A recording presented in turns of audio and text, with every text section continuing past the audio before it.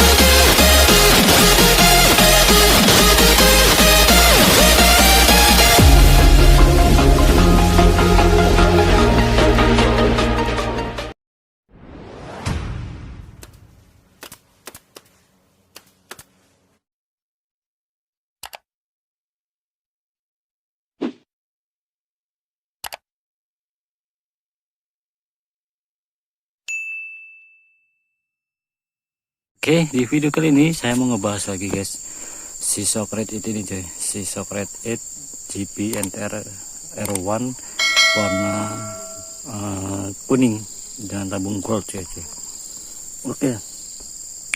Dari segi tampilan lebih yoi cuy ya. Menurut kalian yang setuju silahkan kalau tulis di kolom komentar. Dan terus shock ini adalah saingan berat ekstrim, KTC ekstrim aja ya. KTC ekstrim kan sudah juga double klik ya cuy, walaupun untuk tampilan beda banget cuy. KTC ekstrim itu tabungnya di atas, jangan ini Red GP NTR R1 ini tabungnya di bawah aja ya. Jadi alasan kenapa saya pilih tabung bawah aja, salah satu saya tuh paling males namanya coak aja ya, karena kebanyakan kalau yang tabung atas itu harus coak di area sini cuy. Biasanya kalau pakai yang tabung atas itu di sini tuh mentok ke sini cuy. Jadi di area sini tuh harus wajib dicoak cuy, wajib dicoak.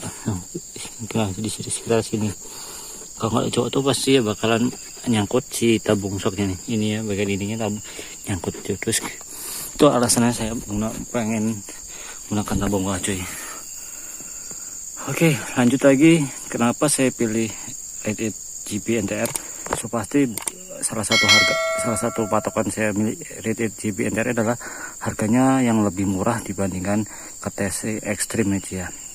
Mungkin di pasaran banyak yang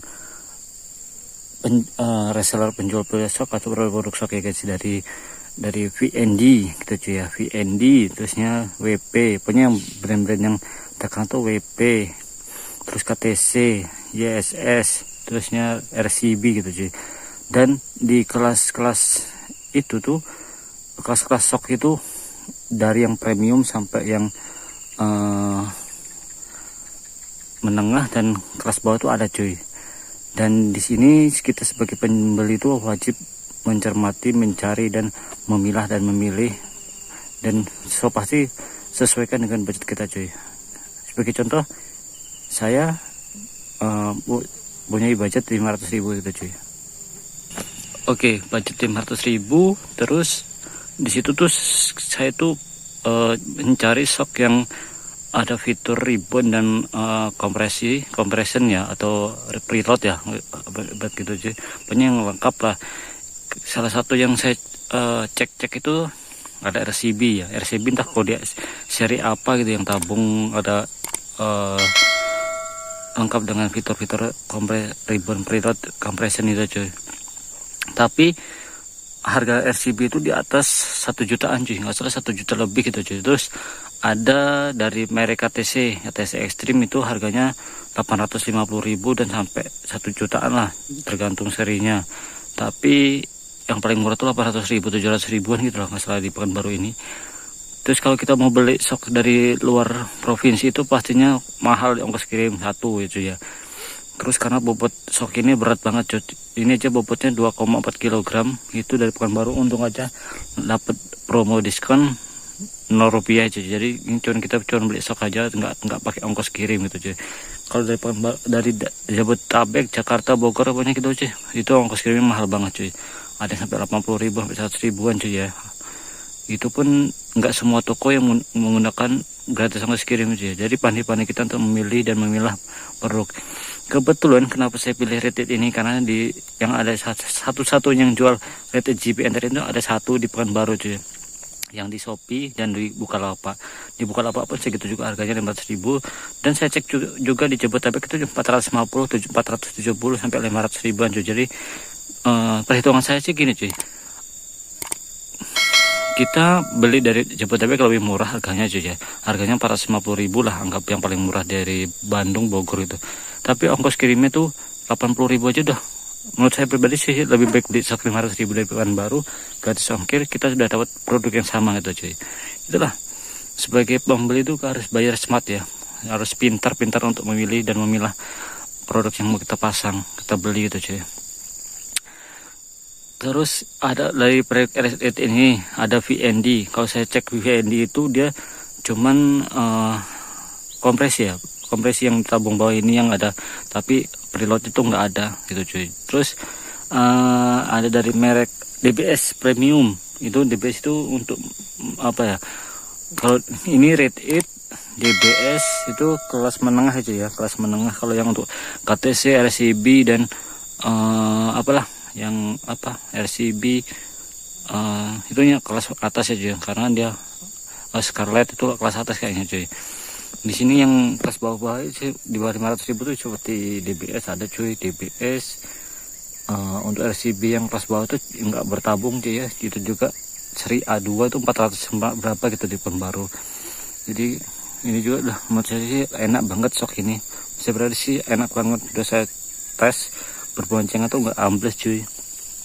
Tapi kemarin tuh nggak tahu kenapa tiba-tiba nyangkut cuy waktu gua boncengan bareng keluarga, mungkin karena kurang setelannya cuy. Jadi pas lewat jalan rusak kan, so pastinya si sok ini bekerja ekstra ya guys untuk meredam. Tapi feel setelah perbedaan menggunakan stok standar yang terkenal dengan lembutnya itu beda banget cuy. Ini bandingan sangat nggak terasa di jalan keriting. Kalau jalan keriting itu seperti kita naik motor apa ya, seperti ini motor Mega Pro. Kalian kalau pernah Mega Pro monosok itu cuy, kita naik motor Mega Pro monosok di jalan keriting tuh, jalan keriting lah itu tidak terasa deh, cuma kita perut kita aja yang sakit karena pantul-pantulannya itu sih. Tapi untuk jalan tuh nggak terasa banget. Sok Honda Mega Pro dari awal tuh sangat lembut bandingannya di jalan keriting gitu. Seperti itulah, enak banget dan nggak terasa. Kita melewati jalan yang keriting tuh seperti jalan halus aja cuy. Gak tahu ya, mungkin karena feeling pertama kali menggunakan sok tabung dengan banyak setelannya gitu ya. Dan so pasti bisa sesuaikan dengan rider kita, bobot kita itu apa kemauan kita. Kalau nyirkuit juga kayaknya udah cocok lah sok ini cuy ya, karena kelas yang menengah, harganya pun murah, lengkap fiturnya. Terus ini bisa rekomendasi bagi kalian yang cari sok. Sebetulnya sih awalnya sih nggak kepikiran, karena dulu yang saya tahu sih saya itu KTC itu harganya 800 ribuan tuh kayaknya nggak masuk budget ya, apalagi dengan keadaan seperti ini pandemi. Kalau untuk memaksakan beli yang 800 ribu seperti tidak cuy ya. Sebetulnya rencana sih saya mau beli apa ya, mau beli sok standar gitu, gunakan bit yang generasi 2019 kan ada yang tabung atasnya cover plastik gitu cuy, seperti itu rencananya sih gitu cuy. Tapi nggak, untung aja saya cari-cari referensi di YouTube, di grup-grup itu banyak yang mempromosikan nih shock Red GP NTRS R1 ini. Ada juga seri yang atas juga ya, RT yang tabung atas. Tapi menurut saya pribadi sih saya lebih enak yang tabung bawah tanpa cok gitu aja. Yang tabung atas tuh kebanyakan mentok ke box filter aja ya, kebanyakan mentok di box filter gitu. Box filter itu saya pernah nengok di video YouTube ada yang menggunakan sok tabung atas itu per ini nyangkut ke box. Dan ditambah lagi saya juga pernah beli sok Red 8 untuk di motor sebelumnya, motor saya yang VR Star CX yang modelnya seperti Supra X itu saya menggunakan Red 8 juga aja. Dulu yang satu pasang itu harganya 250 ribu nggak salah ya, 250 ribuan. Itu belum tabung aja, masih biasa, tapi menurut saya enak juga sih. Dan lama juga bocornya tuh waktu udah hampir 4 tahun 3 tahunan cuy, mungkin karena saya bawa kerja terus sering boncengan berat, karena dulu kan saya sering bonceng sama teman gitu cuy, di situ bocor ya cuy ya. Dan tapi ya untuk bocornya pun tidak terasa sampai jeruk-jeruk cuy, masih enak-enak aja. Dari situ sih saya pilih Red 8. Sebetulnya saya tuh pengen yang sok tabungnya terpisah gitu, sok tabungnya di sini bisa digantung gitu kan, keren gitu, sahabat, tabung monosok gitu cuy. Tapi kan belum ada kayaknya di generasi sok tabung matic gitu ya, monosok matic ya. Terus ini ukurnya lebih tinggi lagi cuy, 330 mili. Standarnya bit itu kan 310 atau 320 gitu, generasi ISP kan salah 320, jadi lebih tinggi ini udah nampak jelas cuy. Biasanya ini cuy, karet muffler ini, ini karet ini, flap ini itu mentok nyangkut di sini cuy, di box filter ini, maksudnya di sekitar sini, nggak baik tinggi gini. Jadi ruangannya lebih jangkung cuy, dan enaknya itu menggunakan ban ini, jadi shock depan tuh lebih main cuy, karena sosisnya mantap cuy ya. Dan sekarang tuh nggak ngeri ngontok posisi tidur, karena jaraknya lebih tinggi lagi cuy, lebih tinggi lagi dengan shock tabung ini cuy, jaraknya lebih tinggi. Tengok, biasanya kayak gini saya standar samping ini nggak sampai miring cuy, masih tegak segini lah, ini udah agak gini cuy.